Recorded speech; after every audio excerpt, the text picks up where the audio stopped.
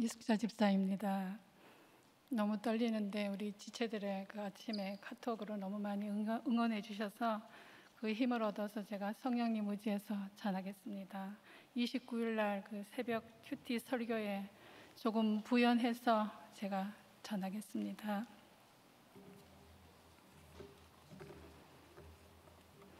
오늘 말씀은 에스겔 26장 15절에서 21절 말씀으로 큐티인 제목은 엎드려지는 두로입니다.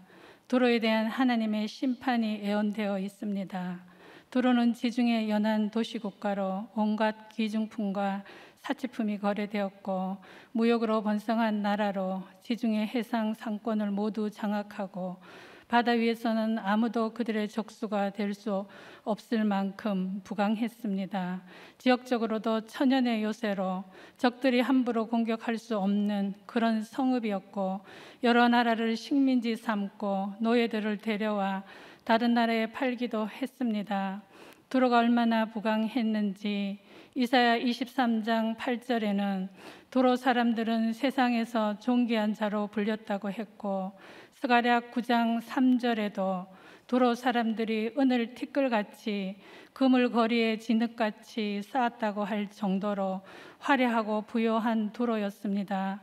다윗과 솔로몬 시대에는 이스라엘과 우호 조약을 맺고 솔로몬 궁과 성전 건축에 필요한 건축 자재와 기술자들을 지원하며 우호적인 관계를 유지하기도 했습니다.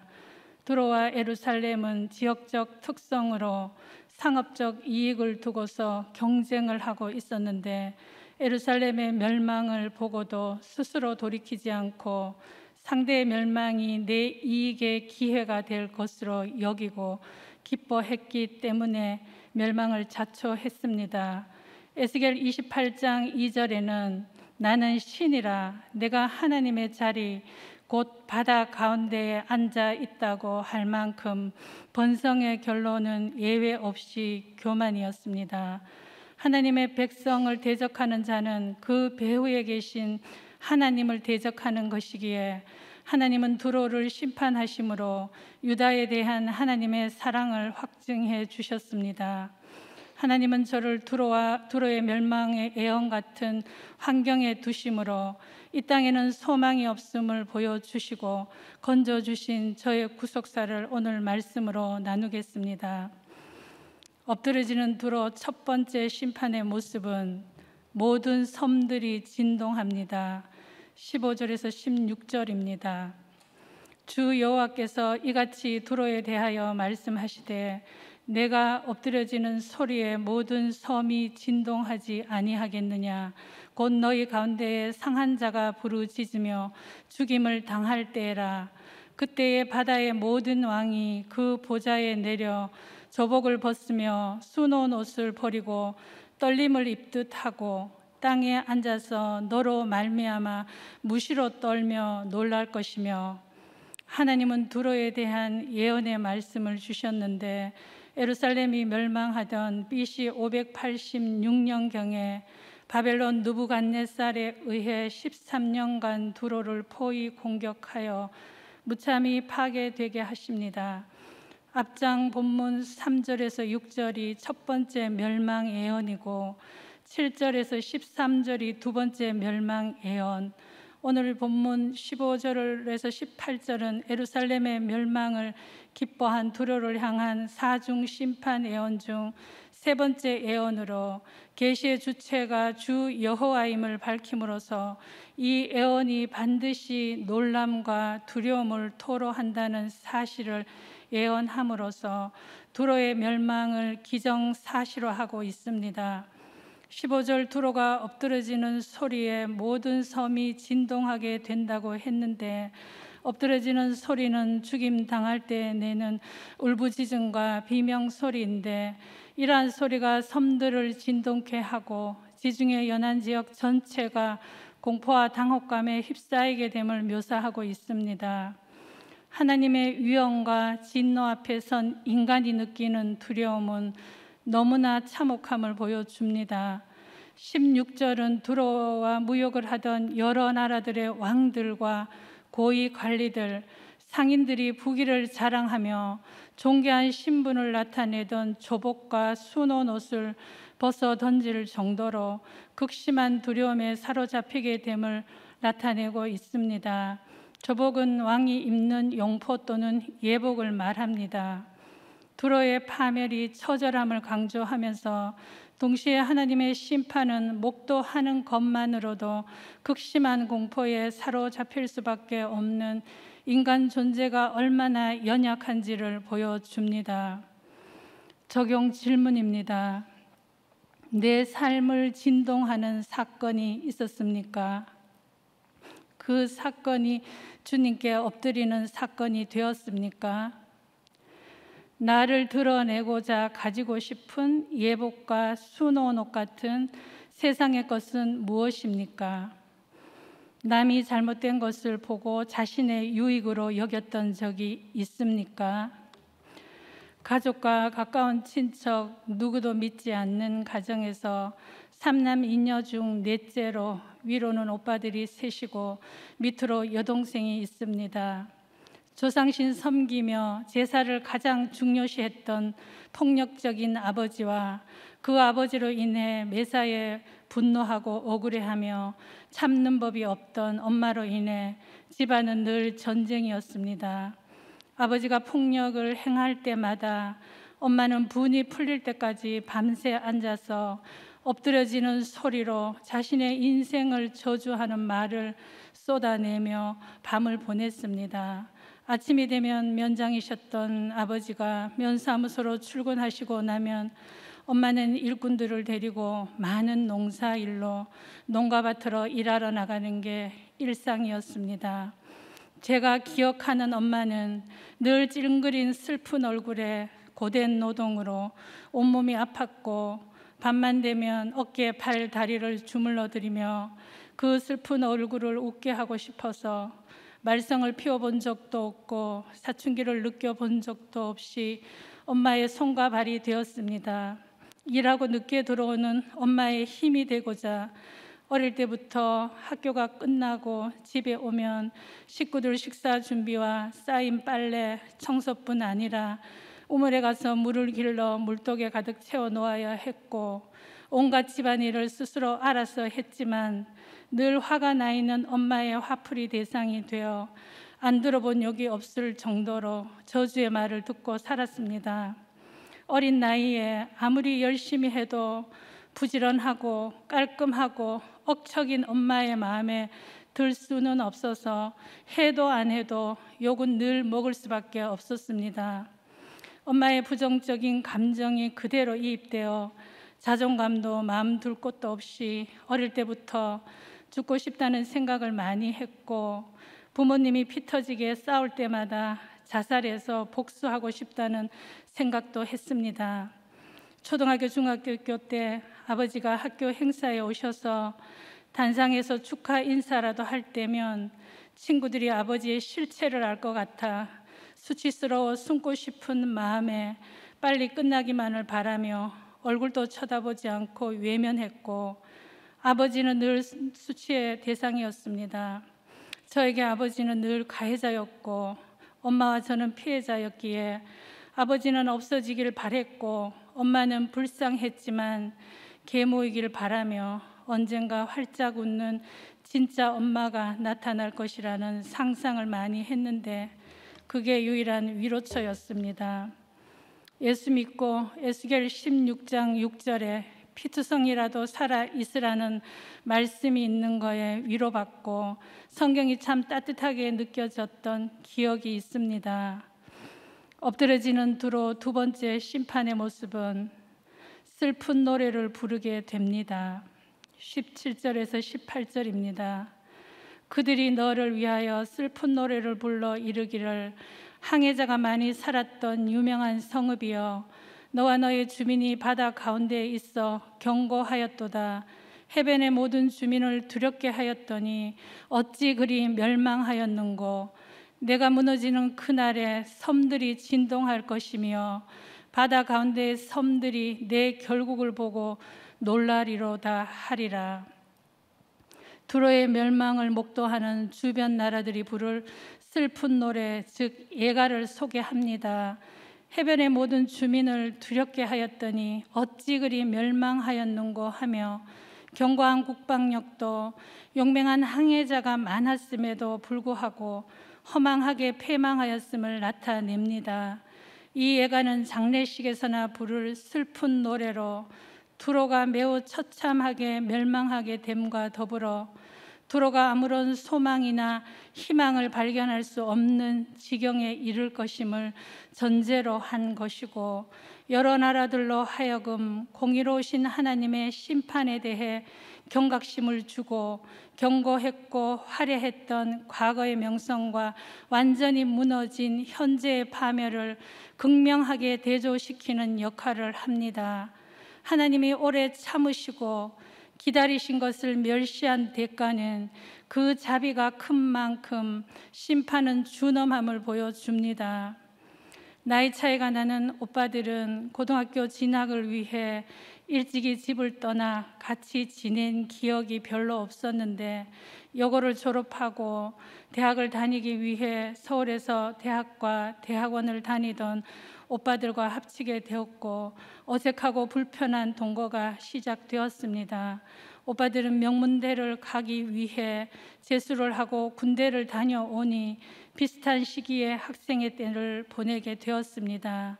저는 여고 때는 집을 떠나 자취를 했지만 오빠들은 아들이라고 고등학교 때부터 하숙을 시키며 공부에만 집중하게 키웠기에 가부장적인 가치관을 가진 오빠들은 조금도 도와주는 법이 없었고, 식사에 집안일에 옷까지 빨아주는 그야말로 두 번째 종살이의 청년기가 시작되었습니다. 부모님은 그 시대 다른 시골 부모님들과 달리 교육열은 대단했고, 자식들을 성공시키려고 온갖 희생을 다하는 부부는 있었습니다.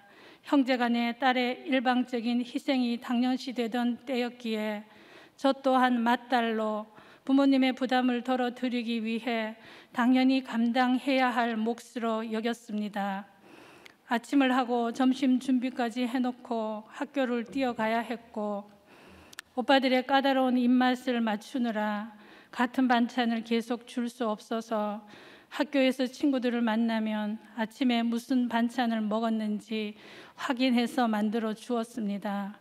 오빠가 전문적인 공부를 하고 있었는데 수업이 있는 날 외에는 집에서만 공부를 하니 밥과 집안일로 늘 눌려서 학교와 집 위주만 오가는 생활을 했고, 제 공부도 해야 하니 매일 늦게 잘 수밖에 없어서 피곤에 찌들어 살았습니다.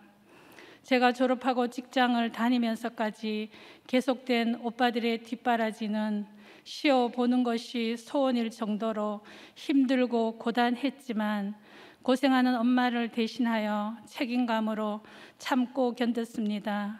엄마에 대한 마음은 고생만 시키면서도 병적 잔소리로 미운 생각도 많았지만, 돌아서면 남편 잘못 만나 평생 고생하는 여자의 인생이 보여 연민의 정이 더 컸습니다. 그러나 끝날 것 같지 않은 종살이의 환경이 길어지니 몸과 마음은 점점 피폐해져 갔고, 멸망하는 두로처럼 소망이나 희망은 어디서도 보이지 않는 슬픈 노래를 부르며 태어난 것을 저주하며 기억조차 하기 싫은 시간을 보냈는데, 오빠가 시험에 합격하고서야 만 7년의 종살이에서 노연할 수 있었습니다. 적용 질문입니다. 용맹한 항해자같이 나를 지켜줄 것 같은 환경이나 사람이 허망하게 무너지고 사라진 사건이 있었습니까? 그 사건에서 나는 무엇을 찾고 붙들었습니까? 엎드러지는 두로 세 번째 심판의 모습은 사람이 거주하지 못하는 황폐한 성읍이 됩니다. 19절에서 21절입니다. 주 여호와께서 이같이 말씀하셨느니라. 내가 너를 주민이 없는 성읍과 같이 황폐한 성읍이 되게 하고 깊은 바다가 내 위에 오르게 하며 큰 물이 너를 덮게 할 때에 내가 너를 구덩이에서 내려가는 자와 함께 내려가서 애적 사람들에게로 나아가게 하고 너를 그 구덩이에 내려간 자와 함께 땅 깊은 곳 예로부터 황폐한 곳에 살게 하리라. 내가 다시는 사람이 거주하는 곳이 되지 못하리니 살아있는 자의 땅에서 영광을 얻지 못하리라. 내가 너를 패망하게 하여 다시 잊지 못하게 하리니 사람이 비록 너를 찾으나 다시는 영원히 만나지 못하리라. 주 여호와의 말씀이니라. 예루살렘 멸망을 기뻐한 두로를 향한 심판의 예언이 소개되는 본장 마지막 네 번째 멸망 예언입니다. 여호와께서 직접 주도하신다는 사실과 더불어 주민을 한 사람도 남기지 않고 쓸어버리는 홍수나 파도 같은 심판으로 다시 돌아올 수 없는 사망의 세계로 떨어지는 영원한 심판이 될 것을 예언합니다. 하나님의 피조물로서의 존재와 가치를 잃어버릴 것이라는 심판의 상태를 말하고 노아 시대의 홍수로 심판하실 때 같을 것이고 큰 물은 외국 군대들의 강력한 파괴력을 가질 것을 의미합니다.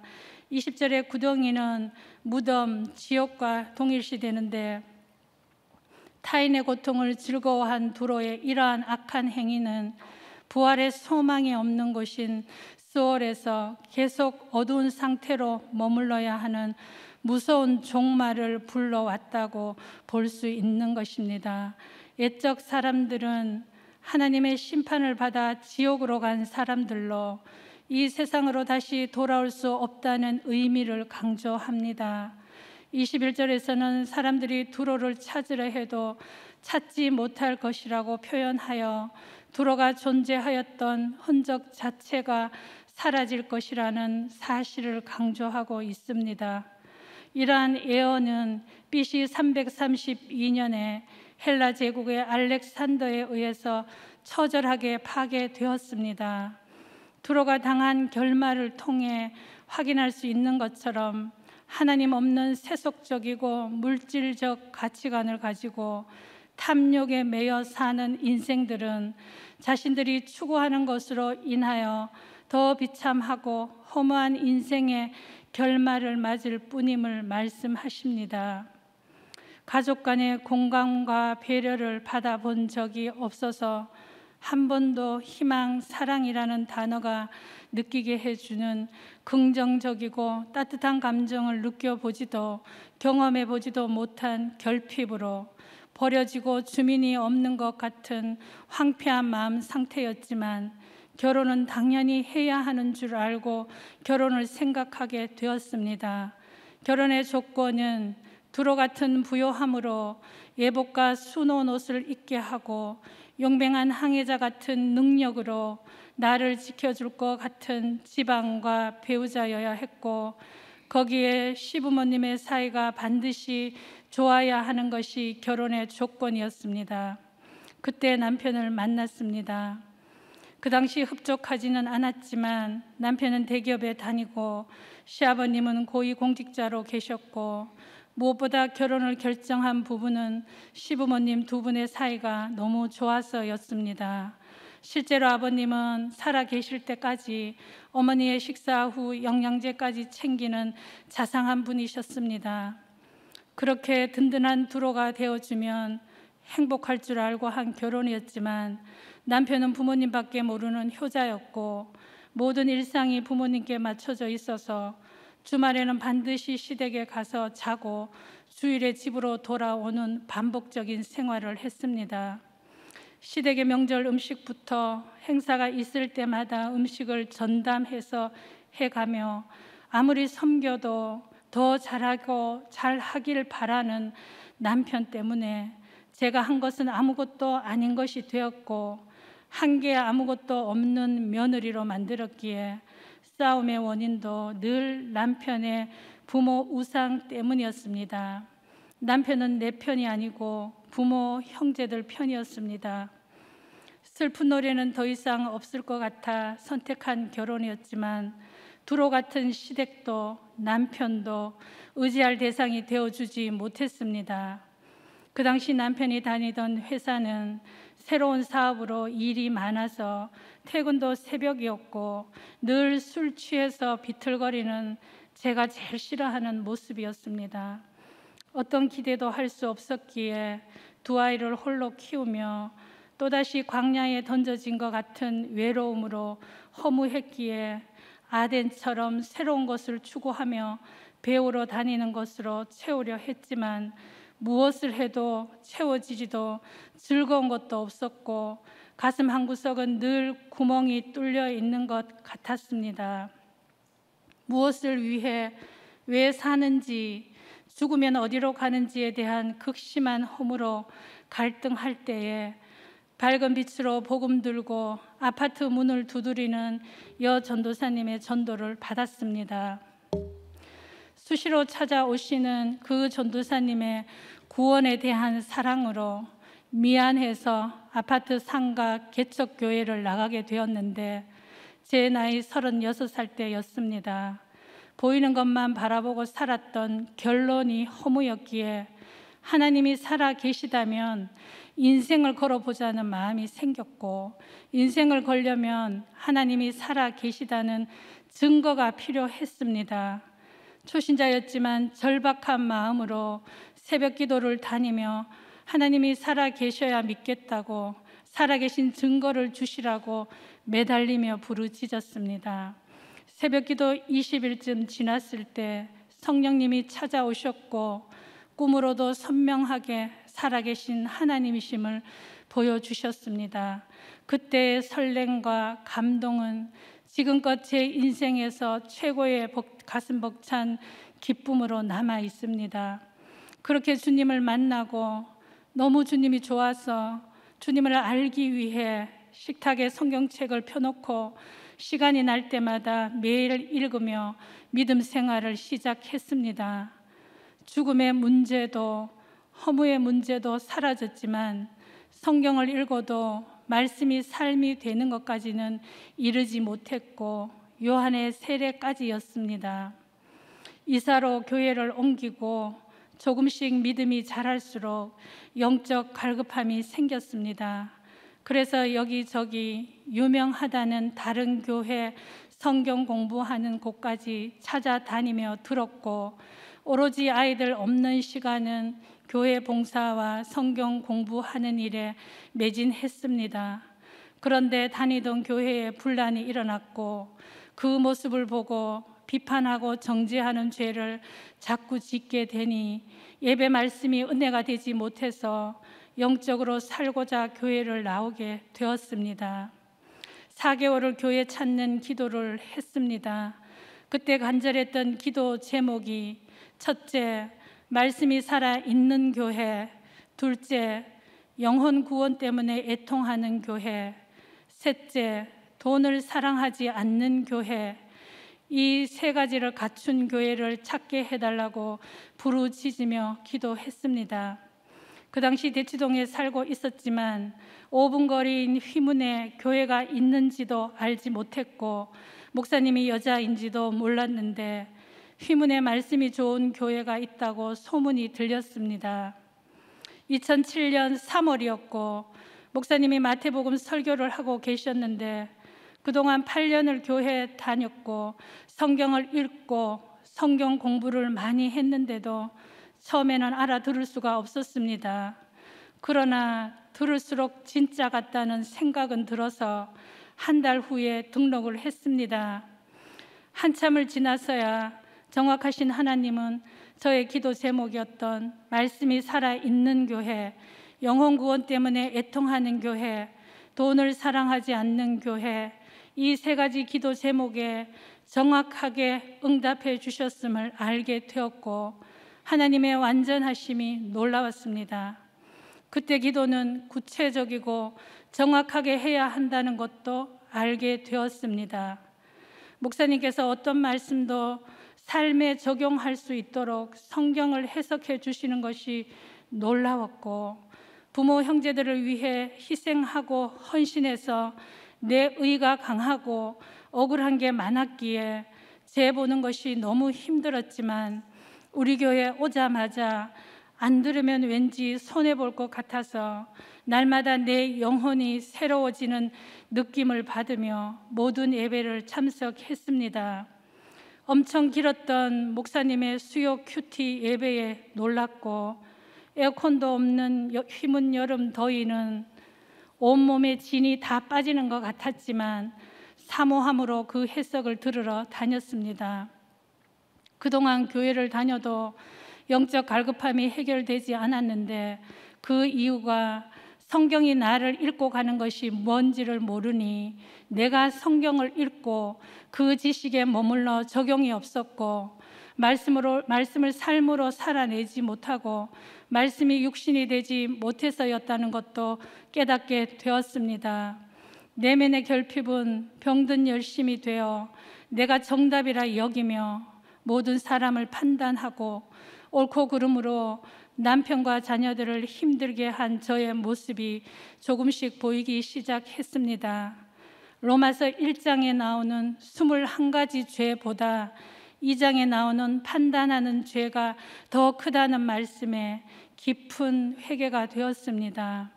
자녀와 소통하고 감정을 공감하고 마음을 나누는 방법도 몰랐기에 금지어 지시어만 쓰며 늘 일방적으로 내 원함만을 주입시키며 과외시키고 원하는 거 해주는 것이 부모의 역할을 다 하는 것으로 여겼던 무지한 엄마였습니다.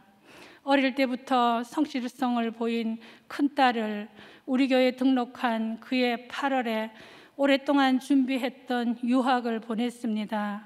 내가 하고 싶었지만 중도에 포기했던 것을 이루고 싶어 우선순위가 무엇인지도 모른 채 초등학교 때부터 유학 보낼 준비를 했고 전공까지 정해주며 공부해서 세계를 다니며 살라고 주입시켰습니다.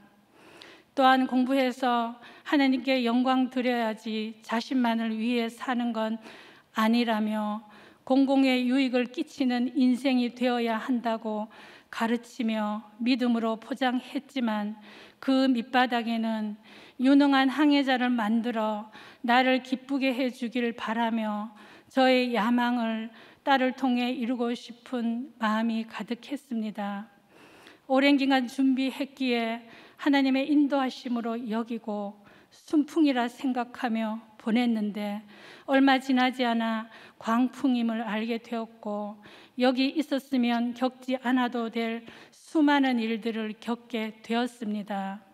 인종차별, 문화 차이로 인한 오해, 친구와의 관계, 비상식적인 호스트와의 끝없는 갈등으로 여러 번 홈스테이를 옮겨야 했고, 딸은 수시로 일어난 일들을 자세히 보내왔기에 딸의 고난을 같이 겪게 하셨고, 옆에 없으니 불안해서 하루도 편한 날이 없었습니다.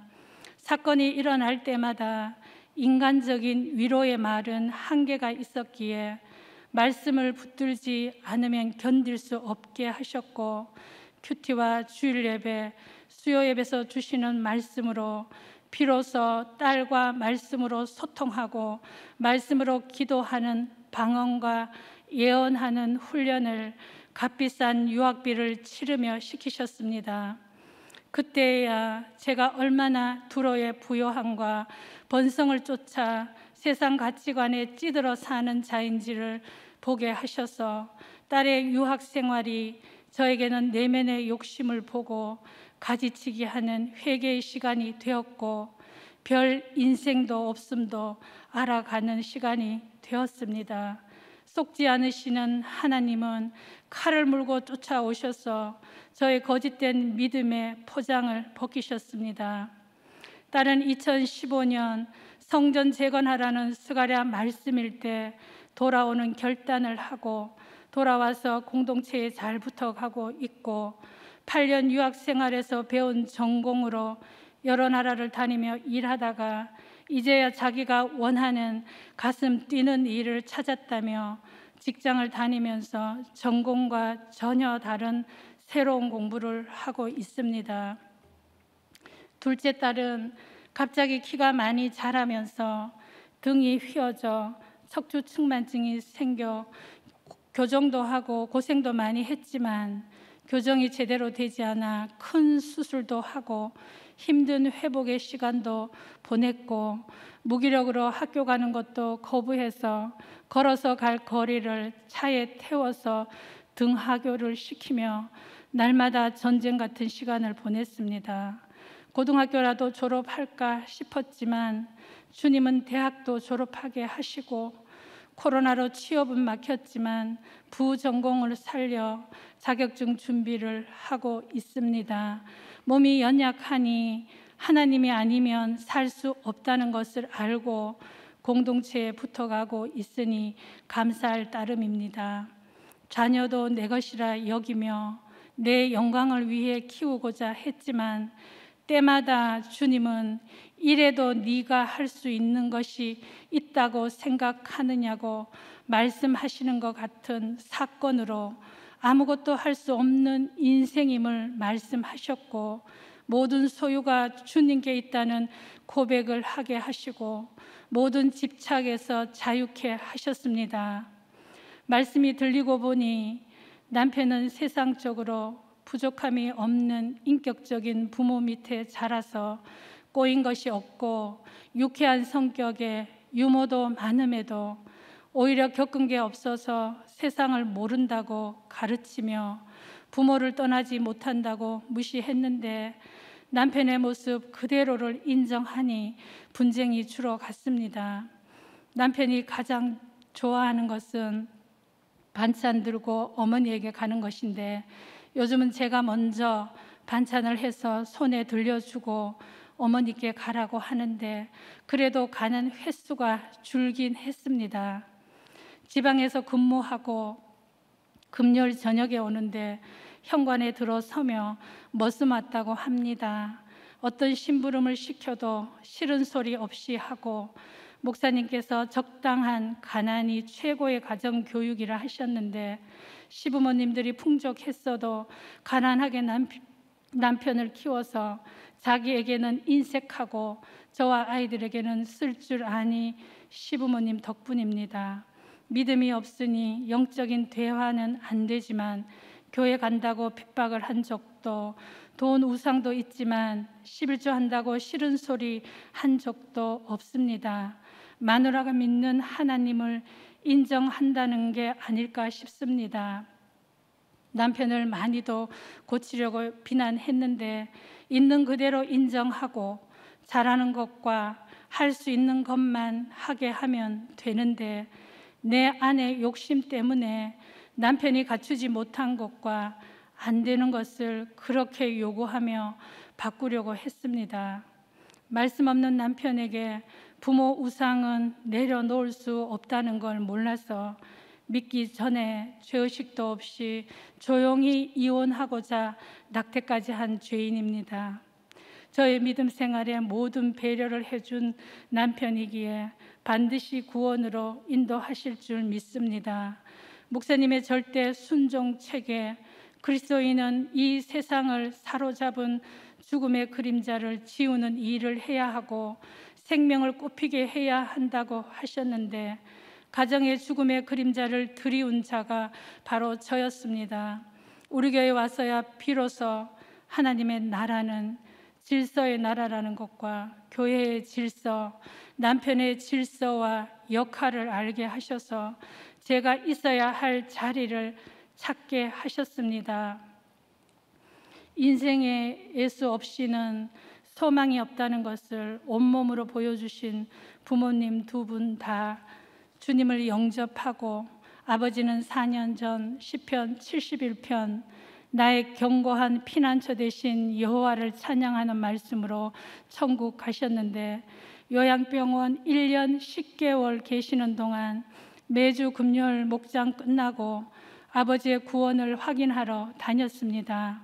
아버지를 오랫동안 외면하고 미워했던 죄를 회개하며 아버지와 마음으로 화해하는 시간이 되었습니다.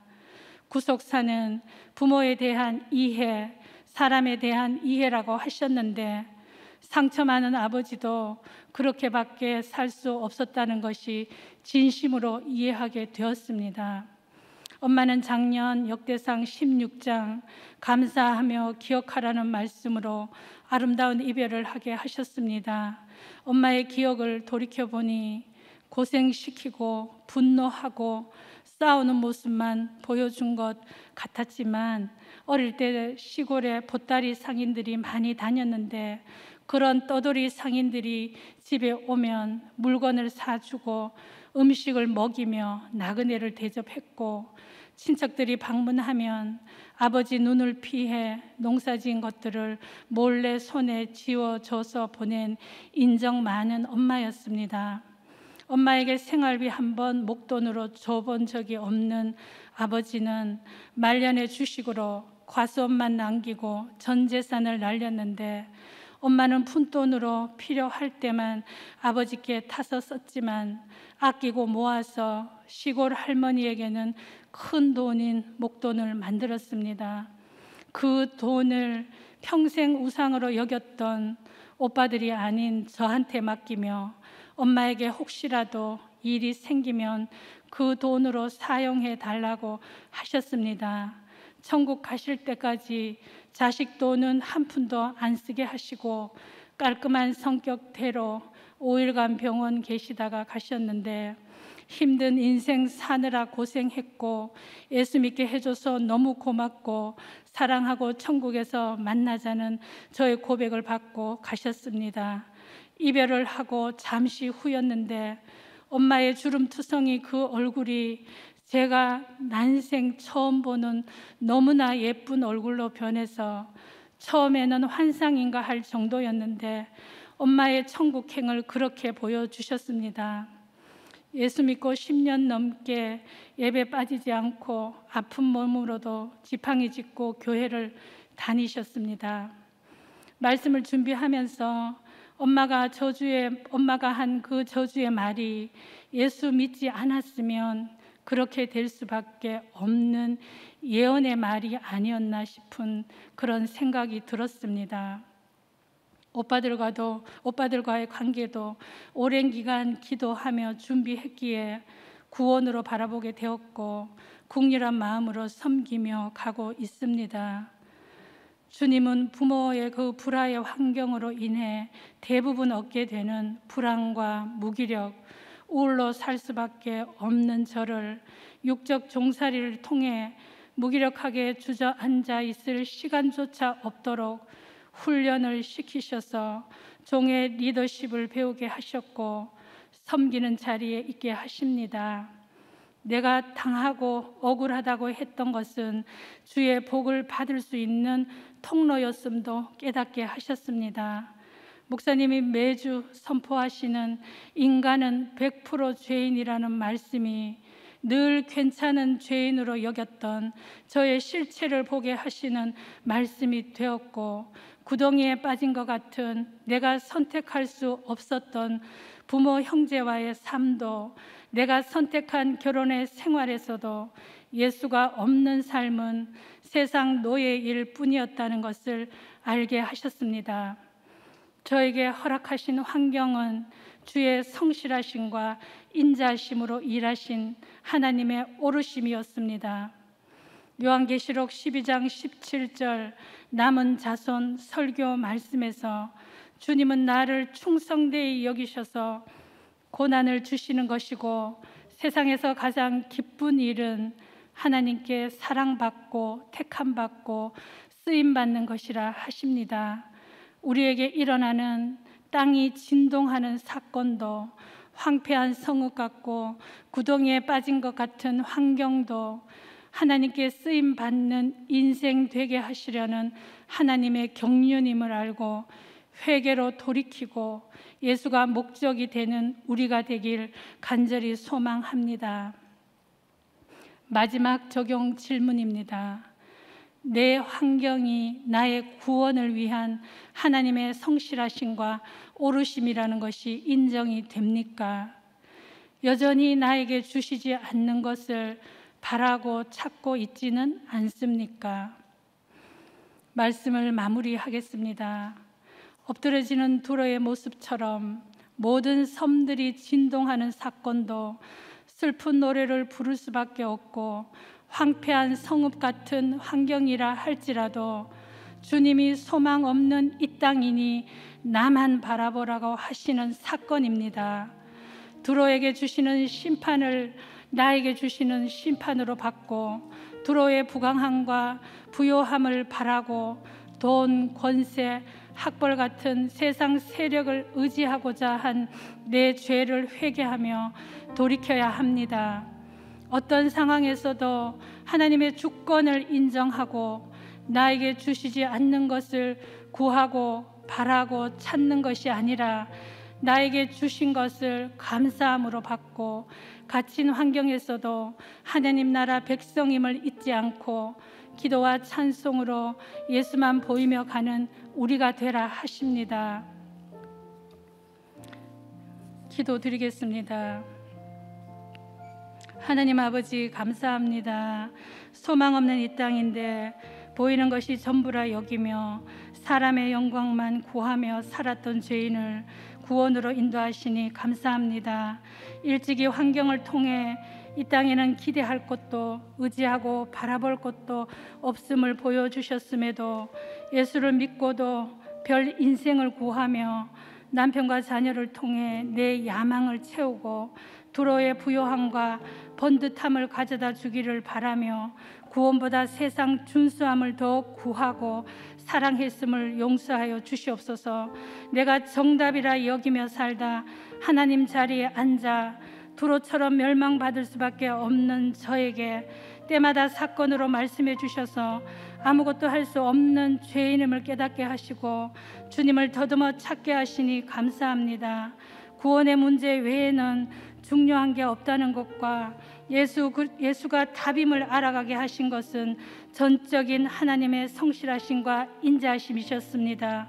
지금 땅이 진동하고 황폐한 성읍 같은 갇힌 환경이라 할지라도 주님이 내 안에 내 앞에 계신 것을 기억하고 기도와 찬송으로 우리 가정과 이웃의 생명을 꽃피게 하는 그 한 사람으로 살아낼 수 있도록 도와주시옵소서.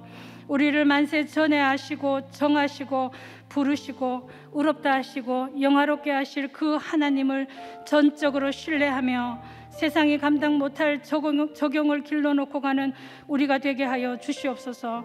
목사님의 설교, 방송, 문서, 영상 사역 위에 기름 부어주시고 미국 선교 사역에 남은 일정 가운데도 성령의 세력을 더하여 주셔서 힘든 이민교회의 구속사의 말씀이 들리고 구원과 회복의 역사가 일어나게 하시고 동역하시는 부목사님과 사역자님들의 가정을 지켜주시고 성령의 지혜를 더하여 주시옵소서. 코로나로 힘든 선교사님들의 사역과 안전을 지켜주시고 그 필요를 채워주시옵소서.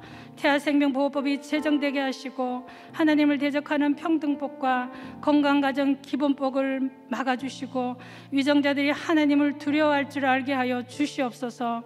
북한 지역 교회와 미얀마와 아프간에 있는 주의 백성들을 지켜주시고 속히 문이 열려 복음이 다시 들어갈 수 있도록 역사하여 주시옵소서. 이 모든 말씀 우리를 죄에서 구원하신 예수 그리스도의 이름으로 기도드리옵나이다. 아멘. 이어서 오늘 말씀을 생각하시면서 함께 기도하겠습니다. 오늘 조원님은 두로의 멸망의 예언 같은 환경에 처했던 자녀의 때, 학생의 때, 아내와 엄마의 때를 나누면서 마음의 결핍을 채우고자 하나님 없는 세속적, 물질적 가치관을 가지고 오직 행복을 위해 정욕에 매여 산 결론이 삶의 이유를 몰라 방황하는 극심한 허무였다고 고백하셨습니다. 하나님을 만나고 말씀이 들리는 공동체에 속하고 나서야 내가 범죄하였도다의 말씀이 들리기 시작하였고 나는 아무것도 할 수 없는 인생임을, 예수 없이는 소망이 없는 인생임을 고백하며 별 인생이 없음을 깨닫고 모든 허무와 집착에서 벗어나 자유할 수 있게 되었다고 하십니다. 여러분, 오늘 우리는 무엇을 추구하고 있습니까?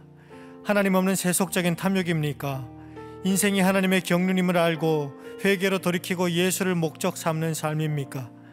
그래서 오늘 여러분의 삶은 어떻습니까? 황폐한 성읍 같은 환경에 있습니까? 상한 자가 부르짖는 소리에 모든 섬이 진동하고 슬픈 노래가 절로 나오는 상황이십니까? 이 시간 기도하십시다. 소망 없는 이 땅이니 주님만 바라보게 하옵소서. 하나님보다 두로 같은 돈, 권세, 학벌, 세상 세력을 의지한 죄를 회개합니다. 용서해 주옵소서. 이제는 어떤 상황에서도 매일 큐티하며 하나님의 주권을 인정하게 하옵시고, 갇힌 환경에서도 하나님 나라의 백성임을 잊지 않고 하나님의 완전한 도장되어 기도와 찬송으로 예수만 보며 가게 해달라고 이 시간 다 함께 합심하여 기도하며 나가시겠습니다. 우리 이어서 가정을 위해서 기도하겠습니다. 여호와의 말씀에 그날이 가깝다고 하시며, 내가 기대고 의지하는 세상의 자랑은 결국 재앙이요 많은 근심이라고 하십니다. 날마다 말씀을 들음에도 우리는 세상의 풍요와 번영에 기대고 동조하고 싶습니다.